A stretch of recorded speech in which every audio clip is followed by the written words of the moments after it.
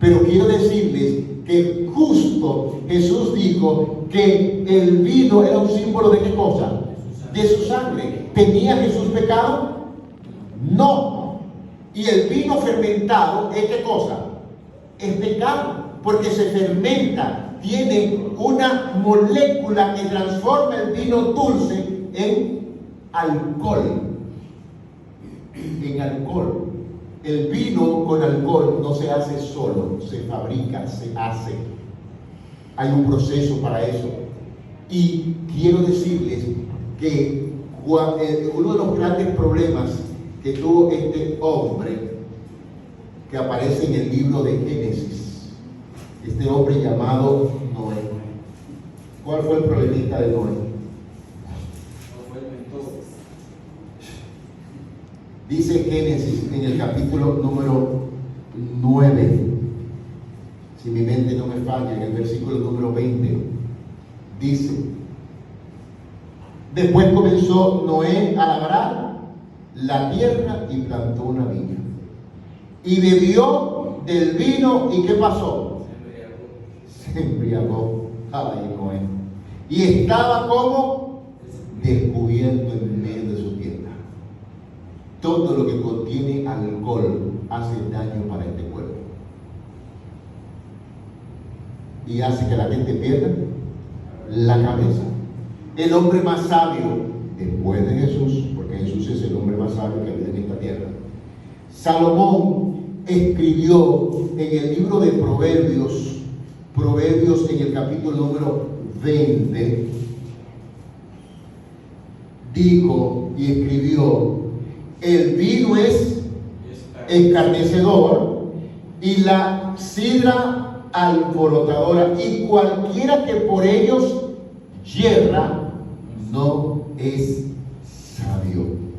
Y aconsejó Salomón a su hijo y le dijo en Proverbios 23:20, le dijo: no estés con los bebedores de vino. Y no voy a leer el otro texto, ¿verdad?, que sigue después de eso. Ni con los comedores de carne. Pero le dijo además en el versículo 31 del mismo capítulo número 23, le dijo: no mires al vino cuando rojea, cuando resplandece su color en la copa, se entra suavemente, mas al fin como serpiente morderá y como aspid dará dolor.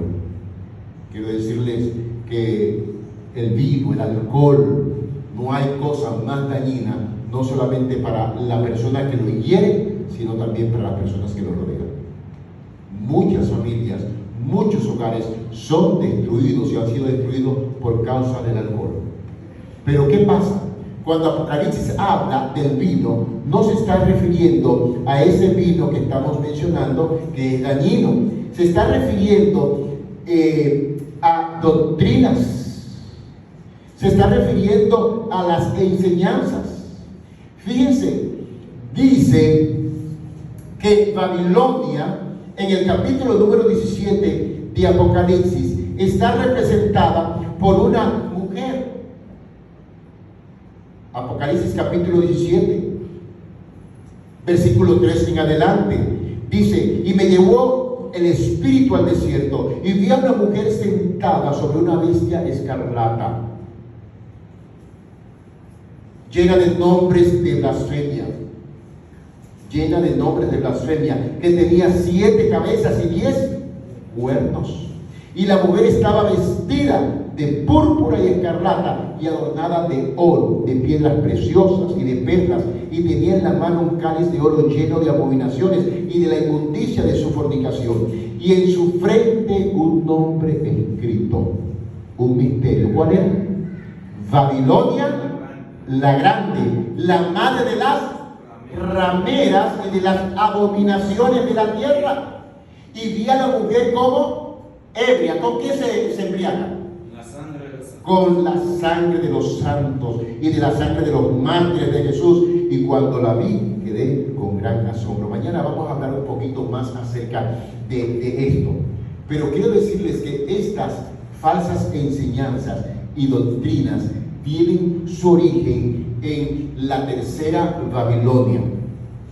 Y yo quiero decirles, verdad, que no es algo que diga yo, ni que yo me haya inventado, es algo que lo dice la misma Babilonia. Por muchos siglos y a través de la historia, esta tercera Babilonia, por favor, gracias, bien, ahí vamos para adelante, ahí. Quiero presentarles a la Babilonia católica. Y mañana les voy a decir por qué se llama Babilonia católica. Es un nombre que se puso la misma Iglesia católica. La misma Iglesia se hace denominar la Gran Babilonia de Apocalipsis 17. Se autodenomina Babilonia la Grande. ¿Por qué? En un libro muy famoso, muy bonito, si usted no tiene este libro, le voy a pedir por favor que trate de conseguirlo. El libro El conflicto de los siglos. En el libro El conflicto de los siglos, en la página 433, 431 y 433, yo comparto con ustedes esta cita que dice: la palabra Babilonia se emplea en las Santas Escrituras para designar las varias formas de religiones falsas y apóstatas. Se dice que Babilonia es madre de las rameras.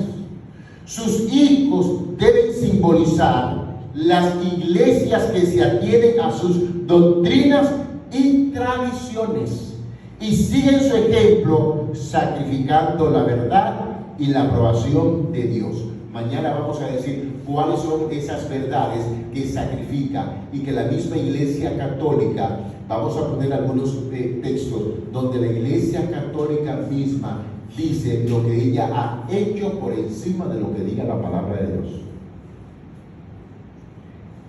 Y dice, sacrificando se atienen a sus doctrinas y tradiciones y siguen su ejemplo, sacrificando la verdad y la aprobación de Dios para formar alianza ilícita con el mundo. El mensaje de Apocalipsis 14, versículo 8, que anuncia la caída de Babilonia, debe aplicarse, mañana vamos a hablar de la cuarta Babilonia también, debe aplicarse a las comunidades religiosas que en un tiempo fueron puras y luego se han corrompido. Además, el capítulo 18, que hemos leído los versículos del 1 al 3, se exhorta en el versículo número 4 al pueblo de Dios. ¿Cuál es la exhortación que se hace al pueblo de Dios? Apocalipsis 18, 4. ¿Cuál es la exhortación que se hace al pueblo de Dios? Dice: y oí otra voz del cielo que decía: salid de ella, pueblo mío. Miren, esto a mí me llena de gozo y de alegría, porque ¿saben una cosa? En Babilonia está ¿quién? ¿El pueblo de quién? En la Iglesia Católica está el pueblo de Dios. Sí, allá hay pueblo de Dios y mucho pueblo de Dios. Mucho pueblo de Dios. Quiero decirle que la mayor cantidad de adventistas del séptimo día que tenemos hoy en día, ¿saben dónde estaban? Pero escucharon qué cosa, el llamado que dice: salid de ella, ¿qué cosa? Pueblo mío. Yo amo a los hermanos católicos. Yo he comido en la mesa con sacerdotes católicos. Aquí, nosotros estando en Villa Duarte antiguo, y no me digan antiguo aquí, sino a Villa Duarte. El Villa Duarte antiguo, en la Iglesia Católica de la Avenida Real, que existía en ese tiempo, que ya no hay Avenida Real nada. La Avenida Real de ese tiempo, ¿qué avenidota era esa? 3-4. Estaba la Iglesia Católica arriba, cerca del puente, de la cabecera de Puente Duarte. Ahí está todavía la iglesia. El hermano Ramón Vargas, ya ustedes conocieron, nosotros teníamos un grupo de poesía coreana llamada Los Clarines de Victoria. Y nosotros éramos un grupo varonil y cantábamos, recitábamos y predicábamos. Así que organizamos una campaña evangelística en un lugar llamado La Isabelita. Quiero decirle, esa Isabelita no es la Isabelita de hoy. Y en esa, y ahí en los mameyes. nosotros organizamos una campaña, pero ahí no había nada, sino tierra y gente entrando a tomar posesión de lo que podían. Pero había una capillita que la Iglesia Católica tenía allí, con ventanas abiertas y todo. Fuimos y le pedimos al sacerdote que nos prestara ese lugar para nosotros hacer unas reuniones allí.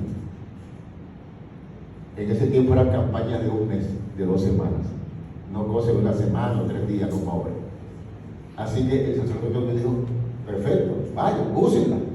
Así que con la anuencia del sacerdote de la Iglesia Católica en Villa Duarte, en la Avenida Real, fuimos allá y nosotros dimos nuestra campaña evangelística. Cuando supieron quiénes éramos nosotros, que estaban dando la campaña, la gente venía ahí a reunirse con nosotros noche tras noche, nos pidieron que entregáramos el lugar.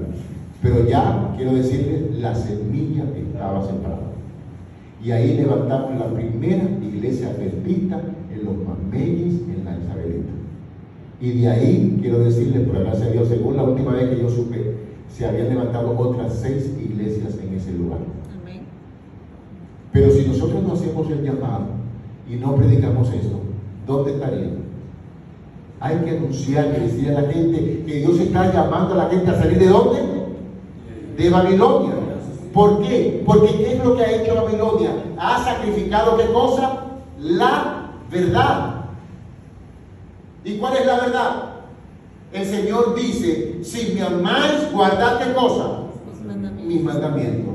¿Y cuál es el mandamiento que ordena el Señor para descansar semanalmente? El sábado. ¿Pero qué dice la Iglesia Católica? No guarden el sábado, sino guarden el domingo. ¿Y por qué guardarlo? Porque lo dice la Biblia.